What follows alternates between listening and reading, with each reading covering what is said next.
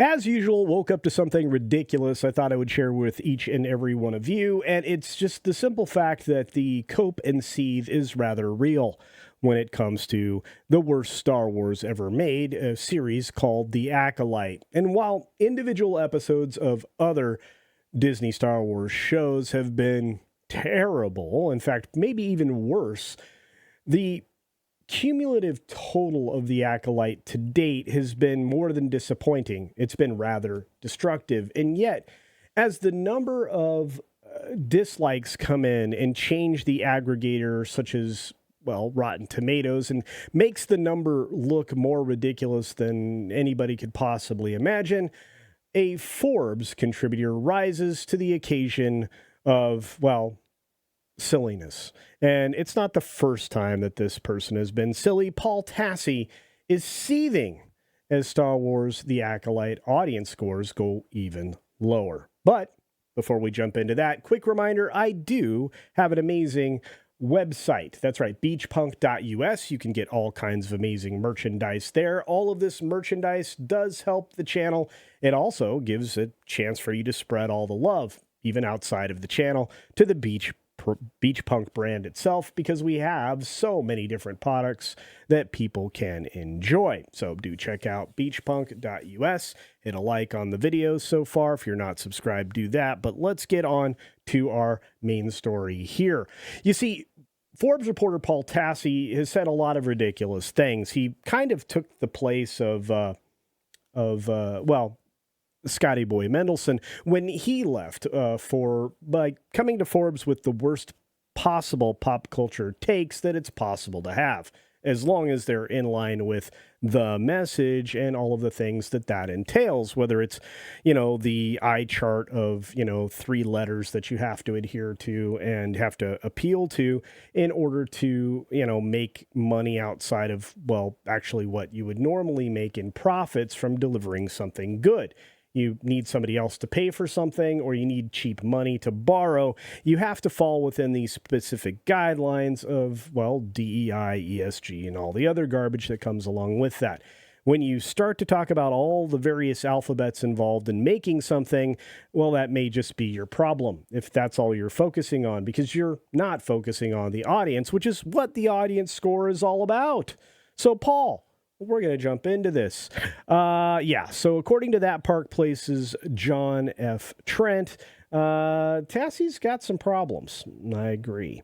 Forbes writer Paul Tassi's not happy with audiences and viewers are rejecting The Acolyte, claiming that the lower audience score is embarrassing for the audience scores. No, it's actually embarrassing for you. Because if you are compromising yourself to say that you like this drivel, then maybe it speaks more about you, Paul. You see, right now it's sitting at 15%. That's right. I checked this morning, just a few moments ago, to make sure the numbers still held out, and they do. The average being a 1.3 out of 5 with the audience score, and even the top critics numbers are coming down. This 84% is a little bit lower when you look at it from the top critics scores. But hey, that's totally fine. On IMDb, the rating is sitting at 3.6. Its unweighted mean is 3.1. And the majority of all votes, 55.2%, are 1 out of 10. Which means that when they weight something, they're trying to say, well, we don't want this to be too negative. And here they are. Look at this. Yeah, unweighted mean 3.1, which means we didn't mess with it. We didn't touch it. Anyway, Tassi claims that viewers are review bombing the show writing. Well, yeah, it's terrible. They're not review bombing it. They're telling the truth. What's the difference between being a critic and saying something is infinitely great or infinitely bad and anybody else saying the same thing? Nothing. Are you, as a critic, review bombing something? No. So viewers have now mobilized a fleet of TIE bombers. What an idiot. To obliterate user scores of The Acolyte whenever possible, namely on Rotten Tomatoes and IMDb. All right. Not only does he claim that the review bombing, but rejects any notion that audiences, viewers think the show is objectively terrible. Look at the viewership, Paul. I mean, we have 4 episodes at the end, right? We're almost through episode 4, but when we get to the last 4 episodes, what do you think the viewership's going to do? Grow or shrink? Anybody knows what's going to happen. It's going to shrink. It's going to be like Rings of Power, and less than 30% of the people who started watching this trash fire are going to be there at the smoldering end. That's just the way it is, Paul. So not only does he claim it's review bombing, but he rejects the notion that audiences and viewers think the show is objectively terrible, which it is. He declares, no, I'm not going to entertain a debate that this is not review bombing. A 15% score is barely more than a third of the last most controversial Disney Star Wars project, The Last Jedi. Well, because it's gotten worse, Paul. It's gotten worse. You see, his evidence is the majority of votes on IMDb are scores of 1 out of 10, and that the show has received more reviews than previous Star Wars shows on Rotten Tomatoes. However, this does not hold water on IMDb, given, as seen above, The Acolyte has 49,000 reviews.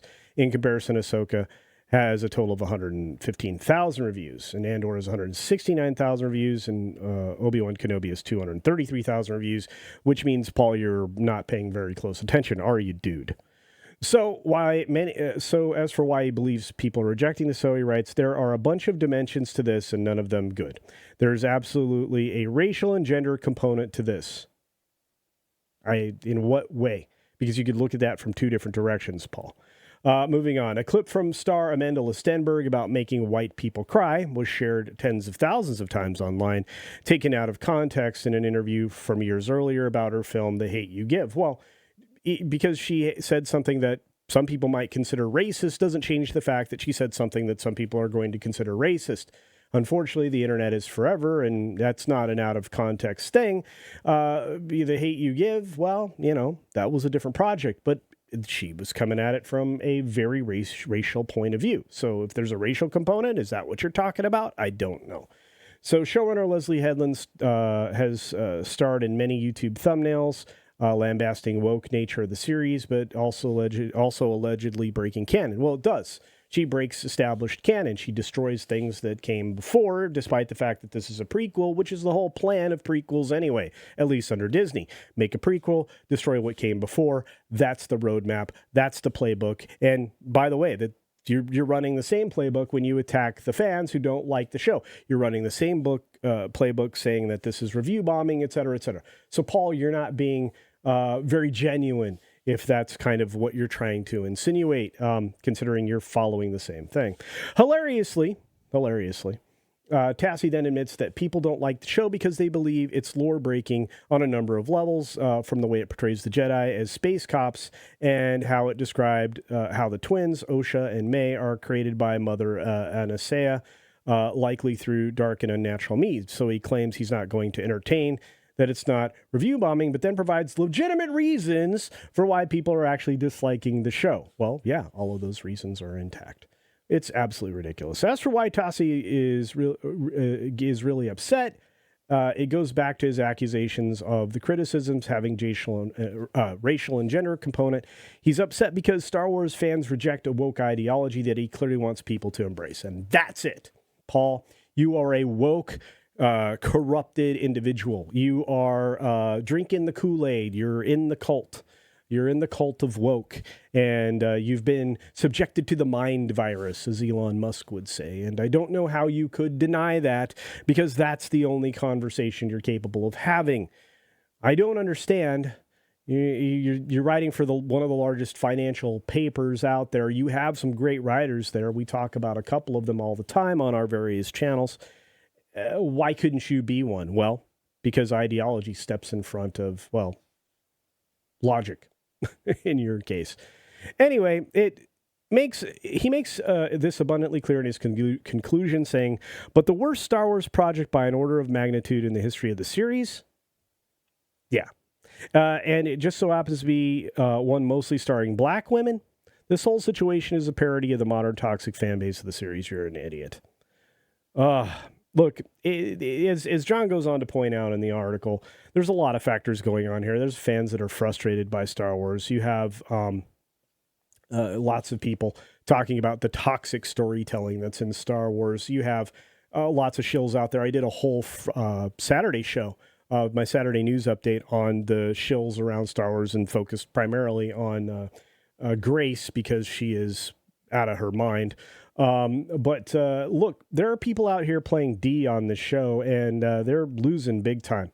It's like a football team that was winning. Disney took over somehow. The coach got thrown out of the game, George Lucas, and Disney decided to take over. And from that point forward, they just got worse and worse and started playing defense and not to lose, and are just now losing by leaps and bounds.